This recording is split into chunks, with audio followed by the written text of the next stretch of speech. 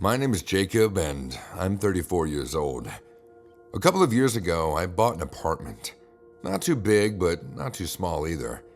Although I received regular visits from my girlfriend, Lana, we weren't still ready to live with each other.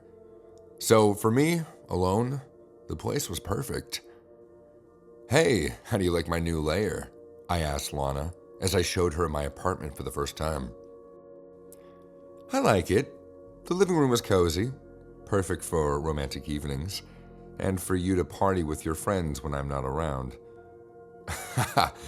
"Until we get married, I have to enjoy these moments now and then," I said, provoking Lana. "Well, as long as other females aren't involved. Why don't you take me to your bedroom, Jacob, and show me what you got?" she asked. I like the sound of that. After we made love, we went to sleep. After a few hours later, though, Lana woke me up. "Jacob! Jacob!" "What? What's the matter?" "I hear this noise. It's the water running? There's something wrong with the pipes, maybe," she said.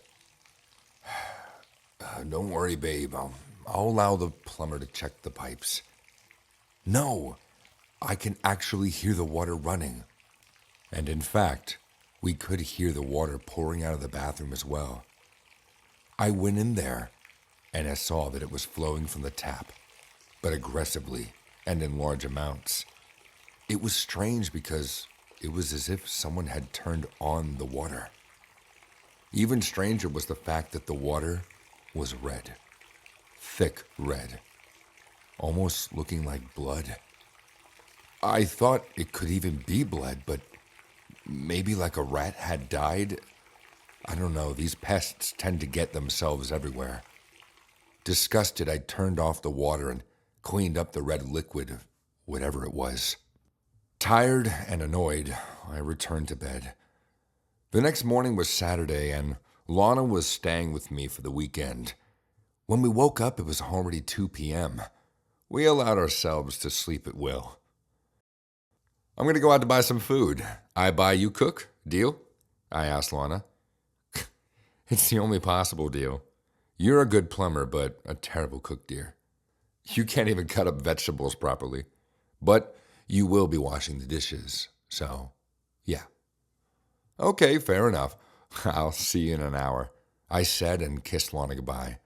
She was getting ready to take a bath. I went to a local grocery shop, not too far from my apartment. As I was there, someone approached me. It was a middle-aged woman. "Excuse me, I believe we are neighbors. My name is Jane. We live in the same building. You just moved in, isn't that so?" she said. The woman seemed nice, but she had an anxious expression on her face. Yeah, that's right. My name is Jacob Wise. Nice to meet you," I replied. "How do you like your new place?" she asked, eyes open wide. I like it quite a lot. I got it on a very good deal." "Oh, for sure you did. I assume no one told you about what happened a couple of years ago in that same apartment?" she said mysteriously. No. What was that?" "A man found out that her wife was having an affair with someone else. His name was Jesse, I believe. Without revealing what he knew, one day he waited for his wife, Bebe, to get into the bathtub, and he drowned her to death.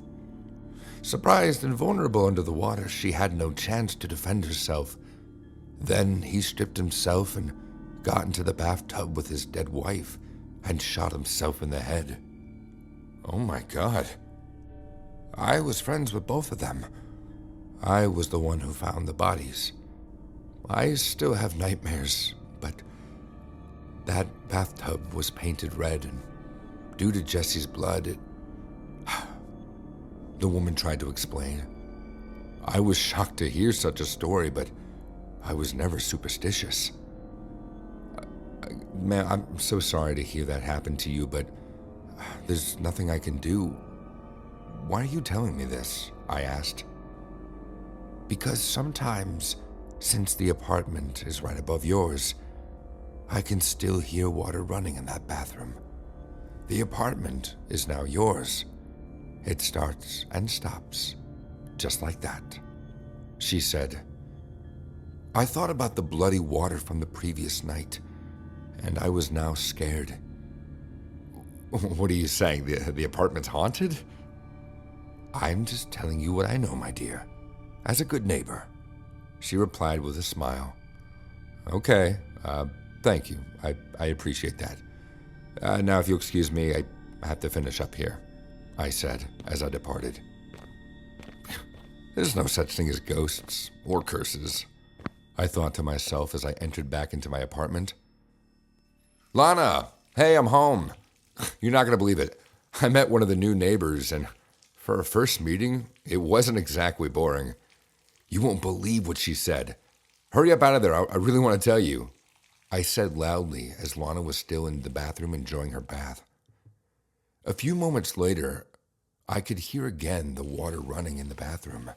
But this time, there was an explanation. It had to be Lana. But it didn't stop. My sixth sense felt a sense of fear that I don't think I'll ever be able to forget. I rushed to the bathroom as fast as I could. Water, liquid, was running from the tap. It was red. "Lana? Lana!" I screamed as I realized my girlfriend was completely immersed under the water. Red water. I couldn't even see her under there. I reached in and picked up Lana, bringing her back up to the surface, but it was too late. She had no pulse. It was like someone drowned her to death. Confused and broken, I broke down into tears and hugged the body of my girlfriend. After an hour of nonstop sobbing, I finally called the police. They were completely astonished with what they saw. The red liquid. At first, I was accused of being the one who killed her, but investigation concluded that Lana drowned. There wasn't a single visible or tangible wound on her body. Plus the red liquid, which in fact was blood. And it didn't belong to Lana. After a few days, my neighbor Jane came to visit me. I was busy packing my stuff. "I'm sorry for your loss," she said. "You're right. This apartment is haunted. Jesse, he killed my girl. But all that blood, where did it come from?" I said to Jane. "I have a relative who works for the police. Maybe I'll ask him something regarding the blood and DNA testing."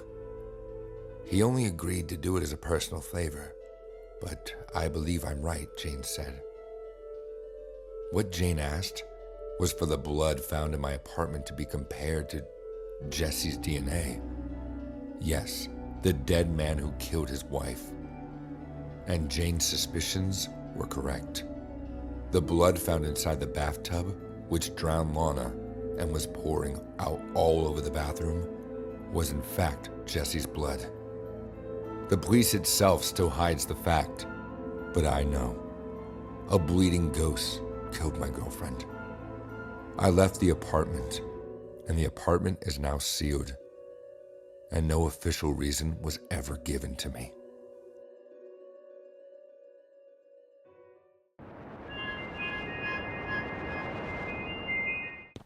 I dragged my bags into the apartment. It was apartment number 13 on the 13th floor. Moving out of my parents had been a difficult decision. I'd been under their watch for too long. The doorbell rang a few minutes after I shut the door. I opened it, and in came a middle-aged woman with blonde hair. She walked in without an invitation, holding a covered dish. Whatever was inside smelled so good. "Hi, I'm Cheryl," the woman said, "your neighbor. I live in the apartment opposite yours. We haven't had a neighbor in years, so I thought to say hello." I thanked her and introduced myself to her. She dropped the dish of lasagna on the table and told me to let her know if I needed anything. As she left, she sharply turned to me. Naomi, I hope you don't end up like the previous occupant. And she left before I could say anything. A cold sensation went down my spine, and I had questions on my mind as I unpacked my bags. What did she mean by the words she said? A few days later, I was working on my laptop when the doorbell rang. This time it was a delivery guy. I hadn't ordered anything, but he said it had been sent by someone. There was no name or return address on the large package, but I signed and sent the delivery man off. I took the surprisingly light package to the living room and stared at it for a few seconds before summoning the courage to open it. There was a brown envelope and a piece of paper. It was strange how a large box contained such little things. I took out the envelope first and slowly opened it. Pictures. It contained pictures. I was beginning to see this as a sick prank. I brought out a picture and my heart skipped a beat. I dropped the picture in shock. It was a room that looked a lot like my living room. There was blood everywhere, on the floor, the sofa, and the walls. I picked the picture back up and started looking through the rest. Each of them contained brutal murders of different people in my apartment. I was scared. Something terrible had happened in this apartment, and nobody told me about it. I picked up the folded paper and unfolded it. It was a sentence written in terrible handwriting. "You have been chosen. You are next." I shook. This was more than a sick prank. This was real. I hurried to Cheryl's apartment and rang the bell. She told me she worked from home just like me. She lived with her husband and 2 kids, although I hadn't met them. After ringing the bell for almost a minute, Cheryl opened the door. She looked flustered. "Hey, Naomi," she said. "What brings you to my doorstep?" She let me in and I told her about the package I'd gotten. Her face turned grim as she told me how the 4 sets of tenants before me had been brutally murdered. She told me how the killer hadn't been caught. She also assured me that nothing was going to happen. I nodded my head, but I resolved to report the incident to the police. I reported everything to the police, and they advised me to leave the apartment for a while. I didn't know what else to do. It would be difficult to find another apartment, and the only option I had was to return home, which was 6 hours away. My dad wouldn't be available to pick me up until the next 2 days, so I decided to wait. Cheryl visited me the next morning and asked if I'd decided to stay. I told her that I would be staying for a while. She was so excited when she heard that I was staying, so I felt uneasy about telling her that I would leave the next day. I was all packed and ready to leave that Friday afternoon as I waited for my father to arrive. Suddenly, it began to snow, heavily. Nobody was expecting a blizzard. I got worried. I needed to leave the apartment as soon as possible. I kept calling my dad and it kept going to voicemail. Then the doorbell rang. It was Cheryl. I let her in as she shook with worry. "My kids are in school and I can't pick them up thanks to the blizzard." I tried to calm her down as I fixed a cup of tea for both of us. I dropped the tea on the coffee table next to her as she looked at me with a frown. She pointed at my bags. "You didn't tell me you would be leaving. I didn't want to bother you." She rolled her eyes. "Stupid girl," she said with a sour tone. "It's Friday the 13th, dear. You can't run away." My heart felt like it could burst out of my chest. Cheryl was being scary. She stood up with a sinister laugh and moved closer to me. I took a few steps backward and looked around. My phone was too far away. Cheryl kept moving closer until my back hit the wall. I was trapped. Cheryl grabbed my hair with her gloved hand and pushed me to the sofa. I cried out in pain and begged her to spare me. She brought out a knife and told me to move to the dining room. She tied me to the dining room chair and gagged me. "I've been in this apartment building for over 10 years, and 13's a special number to me. You're lucky to be here. taking your life will be a blessing. She kept spouting gibberish as I hoped beyond hope that someone would show up. Cheryl got a bowl from the kitchen and returned with the knife. I had trusted her. I thought she was a good neighbor. I was a fool. She began to shave my hair with the knife, and tears streamed down my face. She told me she kept the hair of her victims as memorabilia. She would keep mine well.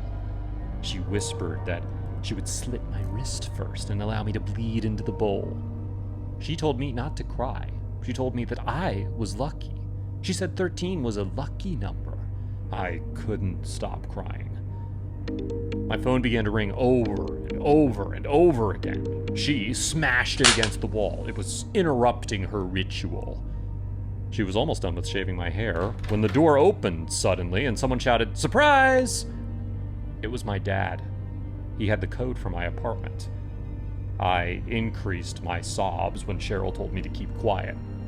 She sneaked up to the living room, and I began to hear struggles.